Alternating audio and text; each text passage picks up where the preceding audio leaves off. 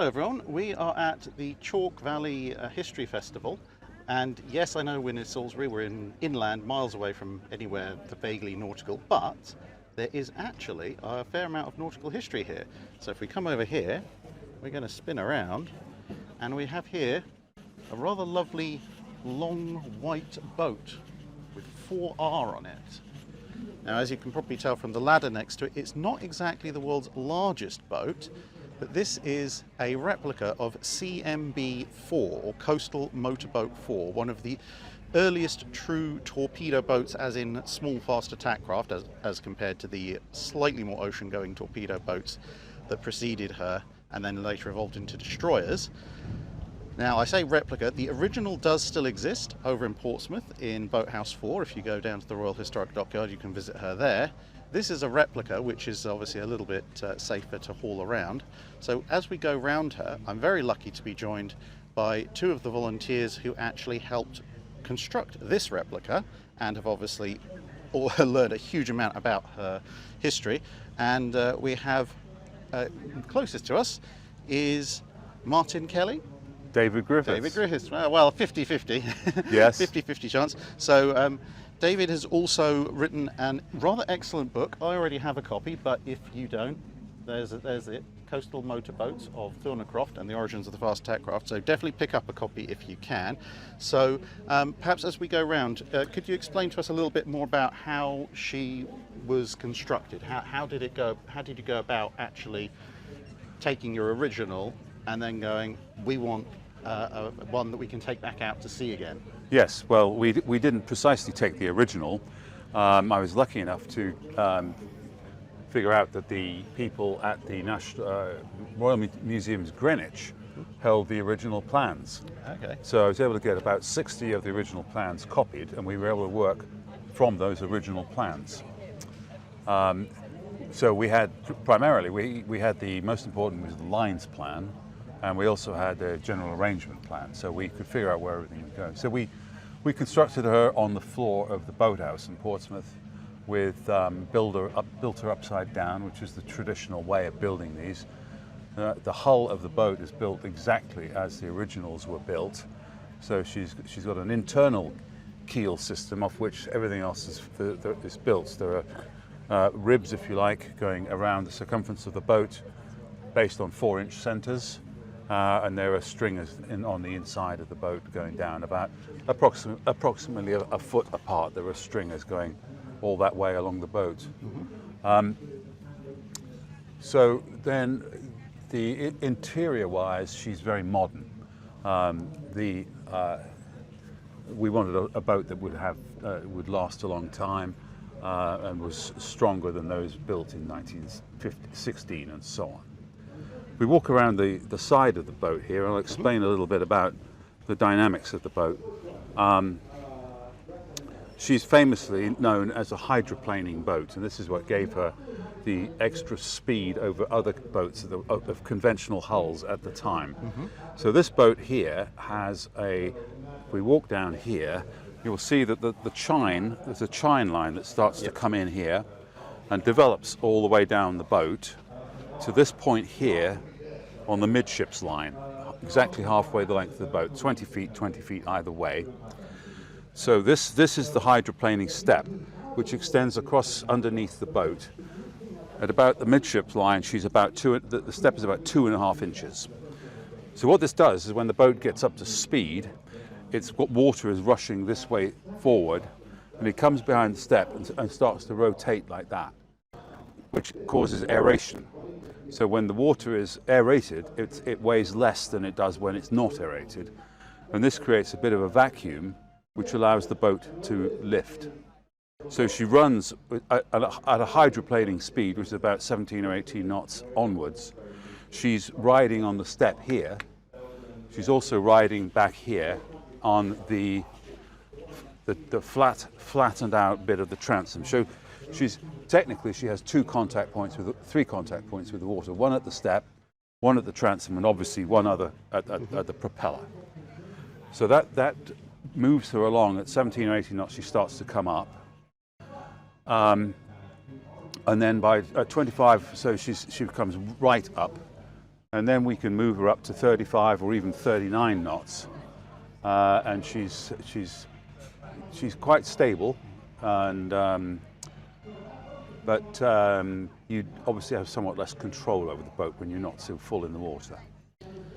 Yes, and then obviously, so when she's in her attack mode, we've got the traditional steering linkage down, so that's going up to the ship's wheel. Correct. And that turns the arm, that turns the rudder. So there's not really a huge amount of mechanical advantage involved there. No. When she's going fast, you really feel it when you're turning her. You certainly do. Yes, and she tends to pull. She tends to pull to starboard more than she does to port. And we've decided that this was where we now know that this is based. The guys who were driving these in 1916 and so on experienced the same thing. Part of the problem with the amount of thrust coming off the prop at this point, and you've only got a rudder that it extends to half the depth of the propeller. So because the prop's spinning whichever way to starboard like that, she tends to want to pull that way. So you have to overcompensate when you're steering. Bit like high torque aircraft, they want to twist in the direction of the engine. Exactly right. So then when she's in going full on and she wants to release her torpedo, obviously a larger craft like a destroyer in World War I would have torpedo tubes firing their torpedoes literally with powder charge. This is just a slide rail off the stern. Well, it's not. I'll step in there. Okay. It is a sliding rail off the back of the boat, but the trick is that if you can see, we'll get around there. There's a lever in the bridge. Okay. That the captain, the skipper, when he's ready, he's going to drive his boat in the direction of the target boat. When he's ready, he pulls that lever there, and that does two things. It releases a set of lugs inside the torpedo trough, and having already loosened these blocks up here, so it releases some lugs in the torpedo trough. At the same time, it moves a lanyard, pulls a lanyard, which detonates a charge of a pistol bullet, pistol shot, which the exhausting gases from the bullet then go into a small tube up to a big ram, which is across the bridge, which we don't have on our reproduction boat. It's cramped enough in there anyway. So the expanding gases go into this piston, into the cylinder, and push the piston down the shaft of the cylinder, and then push the torpedo gently off the back of the boat. As it goes off the back of the boat, there's another lanyard on there that is snagged, and that sets the motor running. And once the torpedo drops in, it will drop to about 18 feet. The motor will have been kicking in, of course, and will be getting up to speed.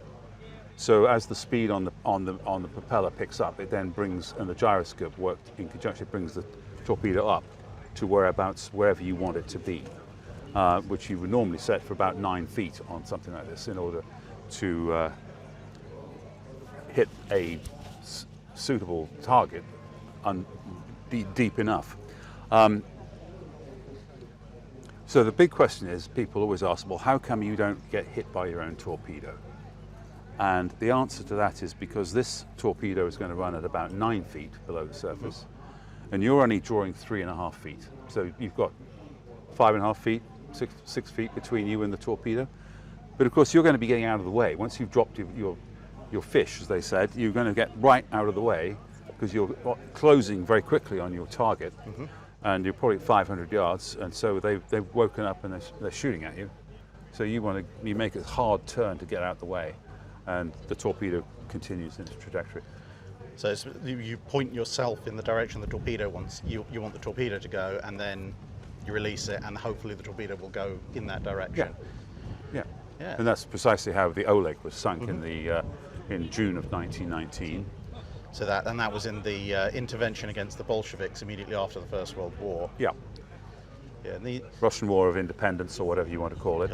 Yeah. And that the success of the sinking the Oleg was then encouraged the Admiralty to send 6 more boats up. Of the bigger 79A, there is a 55-foot boat with two twin torpedoes, twin engine, twin torpedoes. Same launch method? Yes. Same launch method off the stern.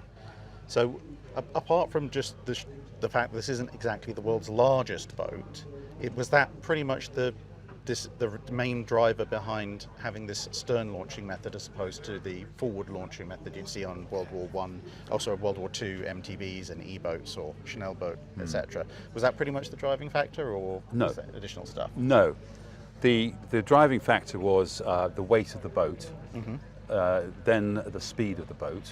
The Navy wanted a boat that weighed no more than 4.5 tons for these 40-foot boats.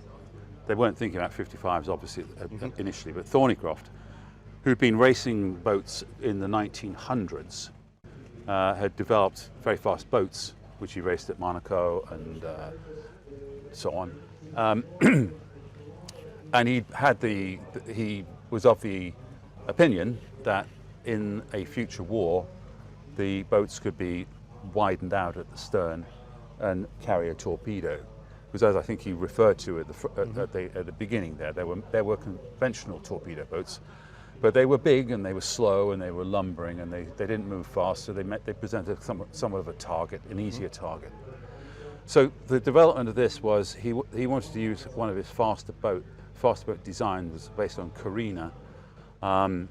So the engine is fairly forward in this boat. So given that the engine is forward, you've got to offset the weight of the engine with the weight of the torpedo in the aft end here. So they did spend quite a lot of time trying to decide how to launch the torpedo. They had several ideas, one of which was to lift have a mechanism whereby the torpedo would be lifted up, out and down. And that would obviously kind of create a problem with your center of gravity, at least on a single torpedo boat. Yeah. We had one idea where they would have a big opening in the middle of the hull and drop it straight through. Ah, okay. But that would have meant you'd need two engines, or at least two propellers running off a gearbox to have a prop there and a prop there.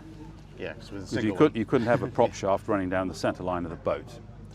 So as late as October 1915, John I. Thornycroft's son, Tom, was making drawings with the torpedo going that way off the boat.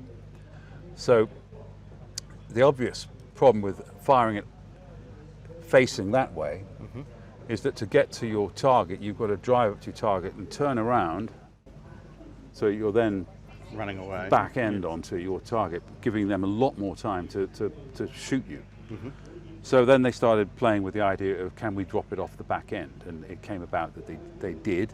And the calculations, which I've got copies of, show that when they dropped this off, it only changed the center of gravity by about 14 inches. But of course, when you drop this off the other end, you've got a lot less weight on the boat, so you've got an extra 2 or 3 knots on your engine. So it's very advantageous to getting away. So stealth was its main weapon. They had a couple of Lewis guns, some of them, but stealth was its main weapon. And in fact, famously at Kronstadt, when the big raid happened, the Navy worked with the Air Force. And as the 55-foot boats went into Kronstadt, the Navy was flying aircraft overhead and bombing. And of course, the boats and the planes sound the same, and the Russians weren't expecting a raid from the sea. They thought Kronstadt was completely defensible. So they'd been softened up by aircraft flying overhead and bombing them for several weeks. A couple of weeks, I'm sorry. Anyway, so all attention was to the sky, so the boats came in under the cover of the noise of aircraft. Okay, yeah, I mean that makes sense. High power engines, they're going to sound roughly the same, and then the next thing you know, I suppose the other advantage of this rear launch is if you're looking for the wake of a torpedo, initially, even if you spot the boat, you're going to see the wake of the boat, which is a lot more obvious, and it's only when that boat breaks off you might see the torpedo wake come past that point, but you might also be distracted by the fact there's a boat motoring away at high speed. You might. However, when we've been out on this thing, I remember one time we came in, I think I was on a support boat at the time, and there was a Brittany ferries coming out of Portsmouth, and we were bobbing along. This was bobbing along just waiting for the channel to clear. and the size of this compared to the Brittany ferries was, you know, remarkable, almost hard, difficult to see. And I thought about that, and the Oleg was a third smaller than the Brittany ferries, but if you're not expecting something out there, this is a very small boat to see out there. You know, you'd see it at a few hundred feet, but if you've got a slight chop on the water, you might not see it when it's half a mile away. And obviously, when successfully sank the Oleg, I believe a couple of the other boats got some torpedoes off as well during the raid. But the Oleg's the one that sank. The Oleg is the one that sank in June of 1919, and there was a raid that was conducted solely by Augustus Agar in CMB-4.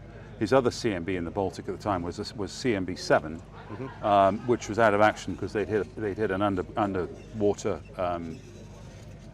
breakwater or something, and they'd broken a propeller off. Oh, okay. So, Agar did this on his own. The Kronstadt raid in August of 1919, several successful shots were fired. Less successful than conventional writing suggested, because they sank outright a Russian hospital ship which had already been decommissioned, so that wasn't exactly a great victory. They hit one other ship, and I'll get these mixed up, but I think it was the Andrei Pevrov-Zani, and that put her out of action. And the Petrovsk or something was also hit, but wasn't sunk, as they said at the time. In fact, the great irony is that one of these ships made it to the 1937 Fleet Review in the Solent under the name Marat. Ah, yes. So one of the Russian dreadnoughts. Yes. Yeah. Yes. One of the dreadnoughts always have that habit with the Soviet Union. They've renamed about 3 times, some of them. Yeah. Yeah. So it's the second raid with the larger boats where there's multiple boats, and this is just the solo operation. Right. Right. So can we go up the steps and have a bit of a look at the overview?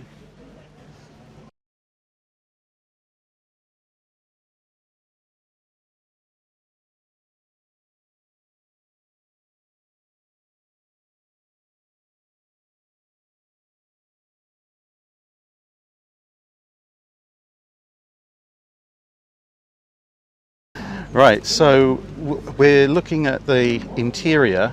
So as we already mentioned, there's a lot of modern stuff there, but we've also got some of the more traditional wheel and so forth. And we mentioned there would have been a ram to release the torpedo.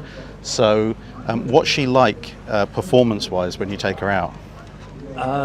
She's exciting, and once you get above a certain speed, the front lifts, and you've got the air going underneath, and that's good. You feel that she suddenly gets light. I was involved in the construction of the boat, so I can tell you a lot about the way we actually built her, if you like. Yes, please. So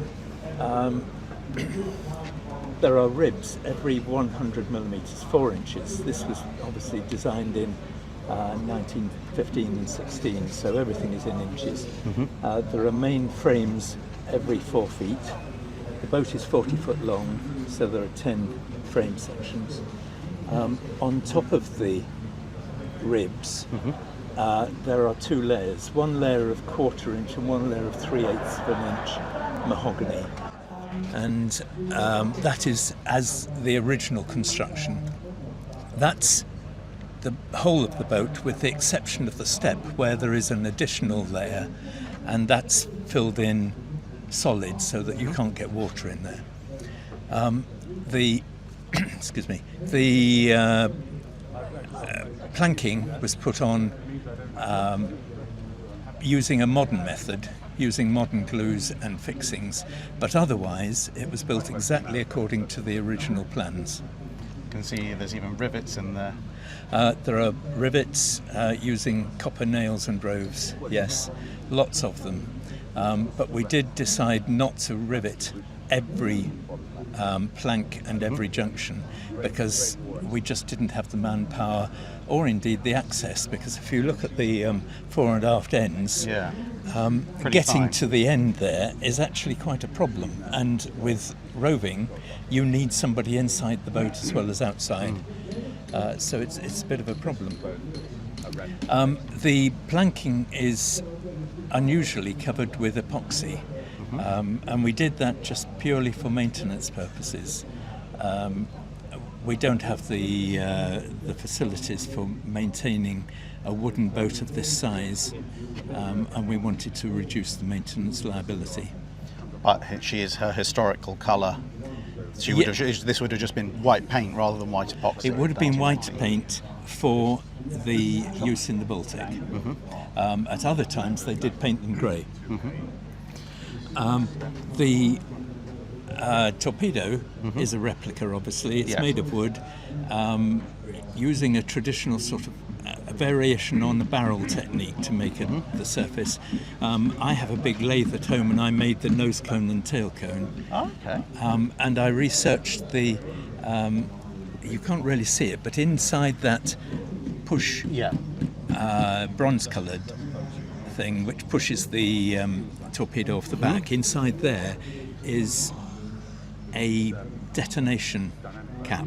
Okay. And they went through various phases. It's quite interesting, but basically, as it goes off the back of the boat, it is not live. On the front of that cap, there is a propeller that is operated by the water passing through it, and that screws a pin in, and after 100 or 200 yards, depending on the speed, it becomes live. And then, if it hits anything, it will explode. So the boat is doubly safe, because obviously earlier we were explaining how, the torpedo is going to run under the boat anyway, because the boat's so shallow draft. Yes. Ideally you want to get out the way just in case, but in an absolute worst case scenario, if the torpedo's running a bit shallow and it's only just launched and it bumps you, hopefully in that very early phase it's not yet armed, although depending on how long it takes to catch up with you, it might be. It catches up pretty quickly, so it would be in front of you. The other danger of this is that the original engine was a petrol engine, designed by Thornycroft, and the petrol tank is underneath the seat there.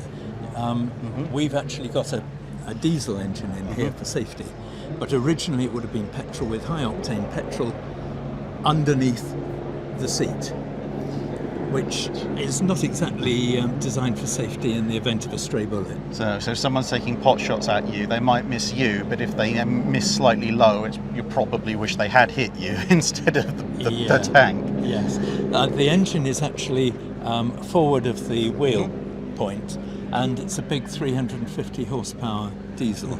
So the exhaust is presumably coming out of... No. For the engine? It goes out the side there. Oh, okay. So okay, fair enough. Yep, that makes sense. You would have seen it on when you were looking at the starboard side. Okay, so it's actually very low profile in terms of its emissions as well. You're not going to spot anything like smoke really. you would from a coal-fired ship coming in. No. And there were about 40 volunteers worked on this. I worked on her for about 6 years, from the very start, from lofting the original plans, constructing the plans on the floor, life-size, right the way through to the final fixings on the deck.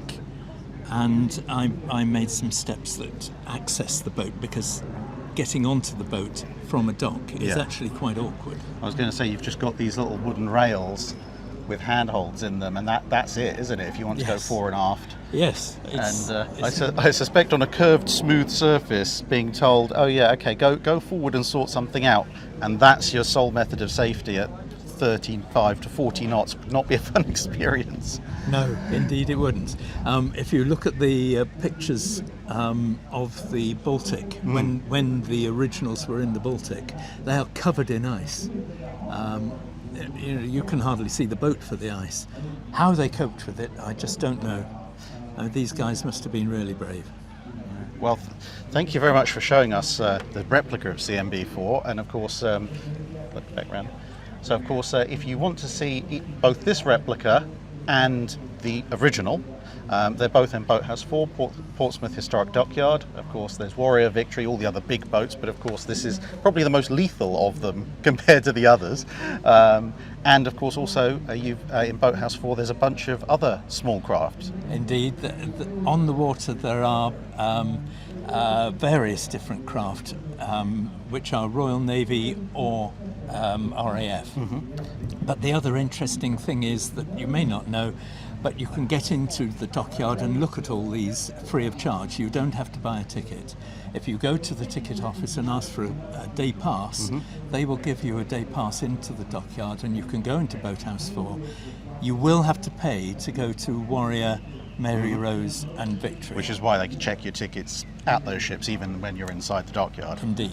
So you can come and look at this boat or any of the others, and at the moment we are restoring an armed steam cutter which dates from the end of the 19th century.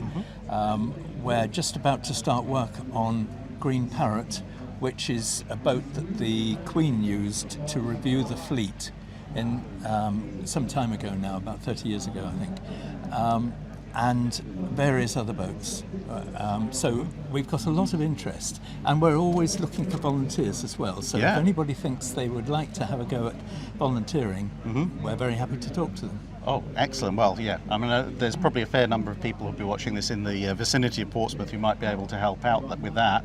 And obviously the high-speed launch, one of the landing craft and the motor gunboat, they're all available for either charter or individual tickets when you take them out on the water as well. They are indeed, yes. And I can tell you from experience, having been on the MGB, it's great fun, especially when you go menacing a tanker in the Solent and just spinning round and round and round it, highlighting just how slow they are compared to attack craft. Well, recently I chartered a landing craft that we have, which is an ex-Falklands War landing craft. It's the only one you can charter. And I got a dozen friends together. We went out for 3 hours. We stormed the beach at Leon Solent and took it unopposed. And then we went off for a lunch, and then we did a tour around the harbour. And it cost £25 each. Which is, that's not bad. No, I think the train ticket to Portsmouth usually costs more than that. And you don't get to storm beaches on a train. They take a dim view of that. So it's a unique experience. Yeah. So there you go, ladies and gentlemen. Boathouse 4, Portsmouth Historic Dockyard. And, well, by the time this goes out, Chalk Valley History Festival will be over for this year. But who knows, maybe next year the boat will be back. I certainly hope so. It's a really, really nice bit of naval history. Thank you very much. Thank you. That's it for this video. Thanks for watching. If you have a comment or suggestion for a ship to review, let us know in the comments below. Don't forget to comment on the pinned post for dry dock questions.